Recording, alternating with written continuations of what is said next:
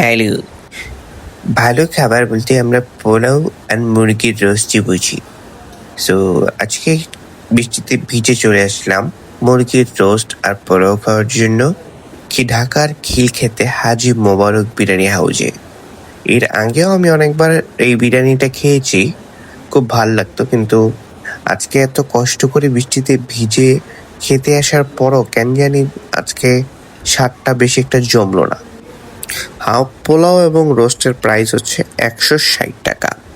সাথে আপনারা যদি সালাদ নেন, সালাদ হচ্ছে তারা নর্মাল যেটা দেয় সেটার কোনো প্রাইস নেয় না, কিন্তু যদি সালাদ কেটে নেন সেক্ষেত্রে তারা প্রাইস নেয় ২০ টাকা।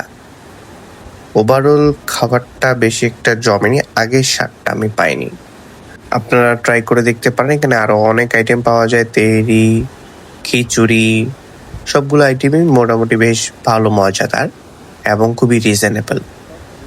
অনেক ধন্যবাদ। রোস্টের সাইজটা বেশ বড় ছিল, কিন্তু ঝোলটা কেন জানি জমলো না। এর আগে হয়তো ঝোলটা আর একটু গাঢ় টাইপের ছিল, আর থিকনেসটা একটু বেশি ছিল, একটু ফ্লেভারফুল ছিল। কিন্তু লাস্ট যেটা খেলাম সেটার ঝোলটা বেশি একটা জমলো না। আর চিকেনটাও একটু কেমন জানি হচ্ছে পানসে স্বাদের ছিল।